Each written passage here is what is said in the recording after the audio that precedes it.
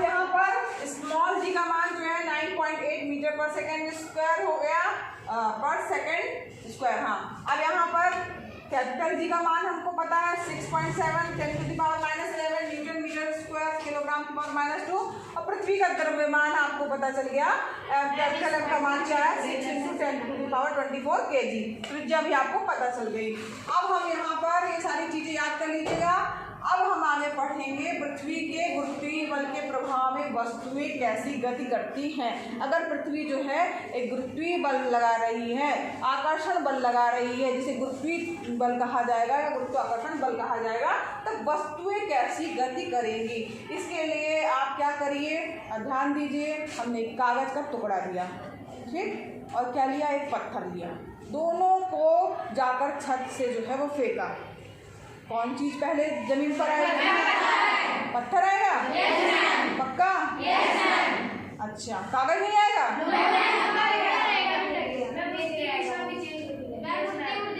उड़ते उड़ते आएगा। तो क्या कारण है कि पत्थर पहले आ जा रहा है और कागज देर से आ रहा है?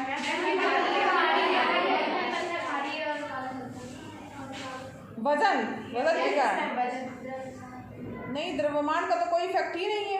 जो हमने फार्मूला पढ़ा इसमें तो स्मॉल m वस्तु का द्रव्यमान से तो कोई लेना देना ही नहीं है। वस्तु का द्रव्यमान कुछ भी हो सकता है। पृथ्वी का तो नियत है, कैपिटल M का मान तो नियत है, हमने पढ़ लिया पृथ्वी का द्रव्यमान कितना है।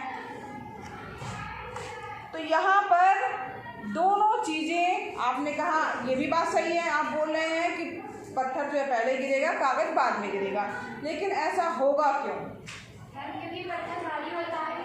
कि भारी का तो छोड़ दो, वजन से कोई लेना देना नहीं।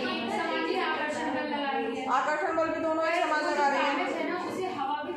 बिल्कुल सही पॉइंट इसने पकड़ा। हवा जो है वो उसको रोक रही है या उस पर एक तरीके का प्रतिरोध उत्पन्न कर रही है। पत्थर पे भी कर रही है, कागज पे भी कर रही है। एक तरीके से कहा जाए घर्षण बल लगा रही है हवा। कौन लगा रहा है? हवा। जिसके कारण जो है वो उसकी दिशा भी बदल जा रही है, और वो जो है क्योंकि हल्का है इसलिए उस पर जो है हवा जो है वो बल लगा पा रही है, ठीक है। और पत्थर भारी होता है तो उस पर जो है बल कम लगा पा रही है, और वो पत्थर वजन के कारण जो है वो एक निश्चित जो है वेग से पहले गिर जाता है। अब यहाँ पर जो है तो अब इससे क्या निष्कर्ष निकल के आया कि अगर मान लीजिए हवा नहीं होगी तो क्या होगा। अब अगर मान लीजिए हवा कहीं, मान लीजिए कमरा है आपका और हवा बंद कर दी जाए, या हवा नहीं हो या निर्वात हो, जहाँ पर हवा नहीं होती उसको निर्वात बोला जाता है ना, क्यों, तो यहाँ पर तब क्या होगा? हमने ये पूछा, सुनना है ही नहीं, हमने एक तरफ पत्थर छोड़ा एक तरफ कागज छोड़ा, तब क्या होगा? कौन पहले गिरेगा? कागज। कुछ पत्थर बोल रहे हैं, कुछ कागज बोल रहे हैं। पत्थर। पत्थर तब भी जब हवा नहीं है, मान लीजिए घर्षण हटा दिया गया तो तब भी बिल्कुल नहीं। अगर हवा हट गई है, किसी तरीके का कोई घर्षण बल नहीं लग रहा है, तब दोनों चीजें एक साथ जो है जमीन पर आएंगी। दोनों चीजें क्या होगा? एक साथ जमीन पर आएंगी। तो यहाँ पर देखिए, यहाँ पर हमने कागज धरती पर पत्थर की अपेक्षा कुछ देर से पहुंचता है। ऐसा वायु के प्रतिरोध के कारण होता है। गिरती हुई गतिशील वस्तुओं पर घर्षण के कारण वायु प्रतिरोध लगाती है। कागज पर लगने वाला जो वायु का प्रतिरोध है वो पत्थर पर लगने वाले प्रतिरोध से अधिक होता है, ठीक है। जिसके कारण जो है वो कागज जो है वो धीमी उसकी गति हो जाती है और पत्थर की गति तेज रहती है। लेकिन यदि कांच लिया जाए जिसमें हवा ना हो या हवा निकाल दी जाए, तब जो है कागज और पत्थर एक ही दर से नीचे गिरेंगे। इसी को क्या कहा जाता है? मुक्त पतन, ठीक है। यानी फ्री होकर के गिर रहे हैं। अगर कोई चीज फ्री होकर गिर रही है तो उस पे सब पे पृथ्वी समान आकर्षण बल लगा रही है, सब एक समय पर जो है वो नीचे गिरेंगे, एक ही वेग से नीचे गिरेंगे, क्योंकि उस पर कोई भी घर्षण बल, कोई भी प्रतिरोध बल कार्य नहीं कर रहा है, ठीक है। तो यहाँ पर जो है, अब यहाँ पर देखिए, मुक्त पतन में वस्तु त्वरण का अनुभव करती है। त्वरण मतलब कि उसका वेग परिवर्तन हो रहा है। तो यहाँ पर लिखा वस्तु द्वारा अनुभव किए जाने वाला यह त्वरण इसके द्रव्यमान पर निर्भर नहीं करता। यहाँ ध्यान दीजिएगा, इसके द्रव्यमान पर त्वरण निर्भर नहीं कर रहा है। इसका अर्थ हुआ कि सभी वस्तुएं, चाहे वो खोखली हो, ठोस हो, बड़ी हो, छोटी हो, एक ही दर से नीचे आएगी, एक ही जो है तरीके से एक ही वेग से एक ही दर से नीचे गिरेगी। अब यहाँ पर देखिए जब कोई भी नियम बनता है तो बहुत सारे वैज्ञानिक उस पर बार बार एक्सपेरिमेंट करते हैं तब जाके एक नियम बनता है।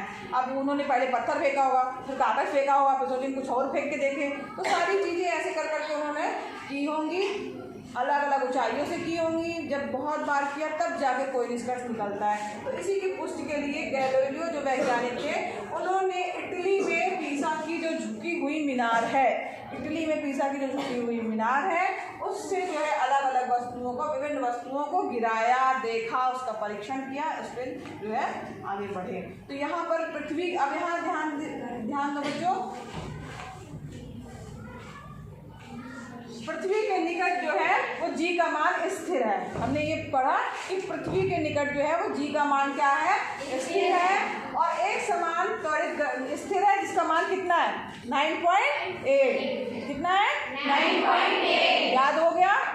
बिल्कुल याद ही कर लेना है। कैपिटल जी का मान, स्मॉल जी का मान, पृथ्वी का द्रव्यमान, पृथ्वी की त्रिज्या, चारों चीजें हम कल पूछेंगे।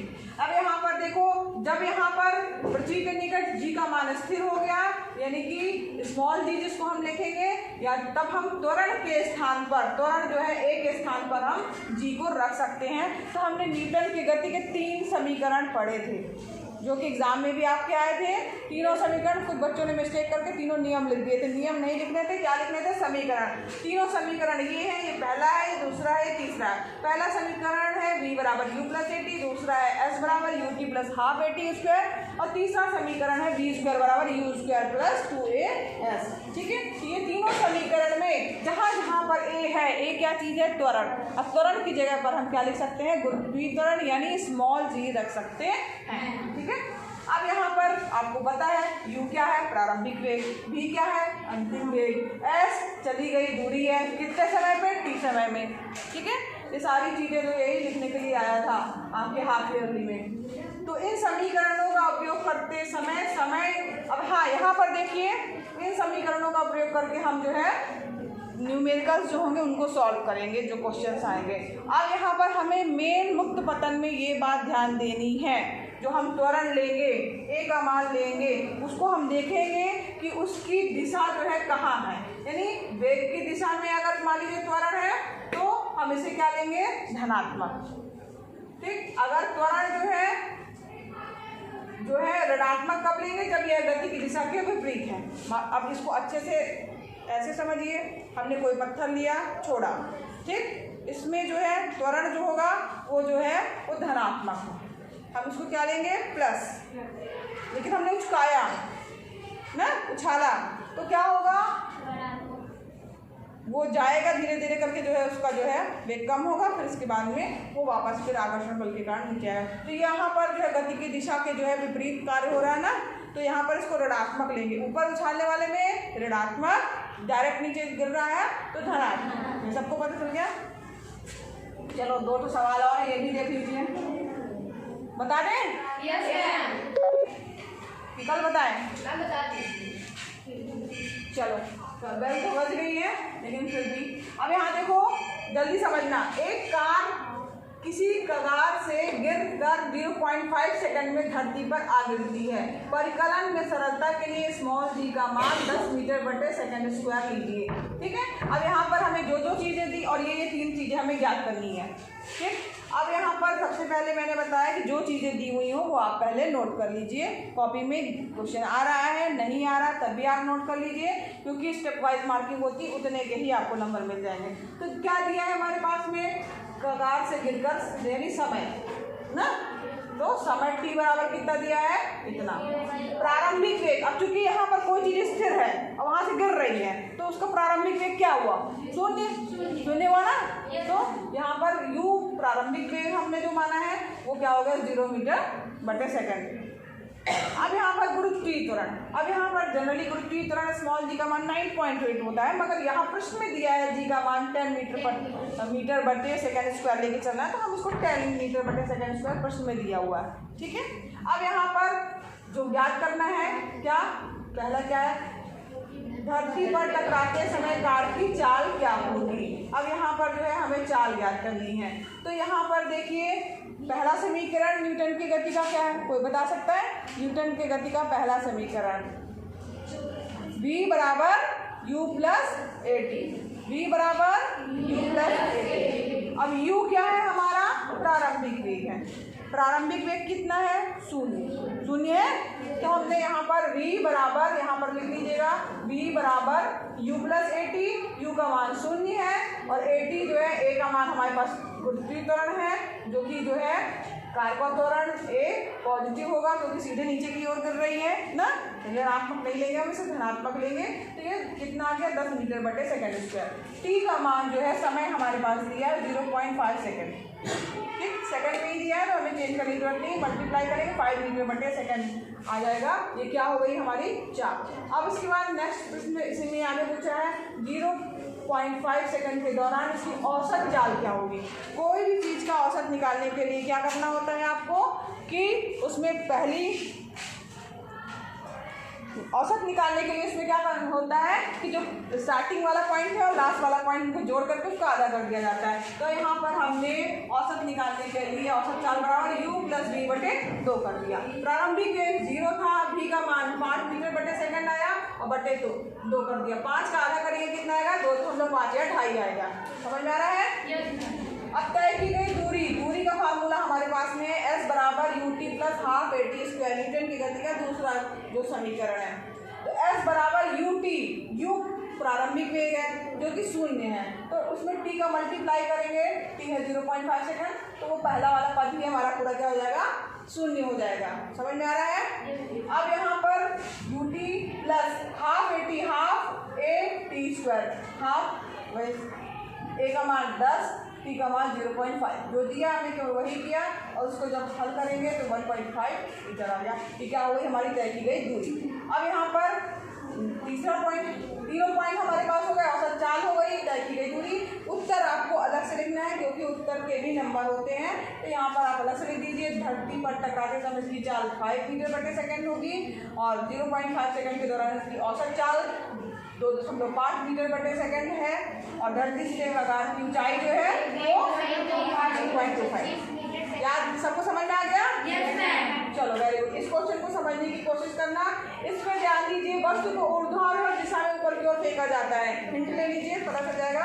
ऊर्ध्वाधर ऊपर की ओर फेंका जा रहा है, यहाँ पर हम जो त्वरण लेंगे ऋणात्मक लेंगे। यहाँ पर कोई त्वरण नहीं दिया है, यानी हमें स्मॉल जी का मान 9.8 लिखना है। अपने आप याद होना चाहिए, इसको अपने आप ही आपको लिखना होगा, जो कि इससे मान होता है, नियत मान होता है। तय की गई दूरी 10 दी हुई है। अंतिम वेग जो है वो 0 होगा, है ना।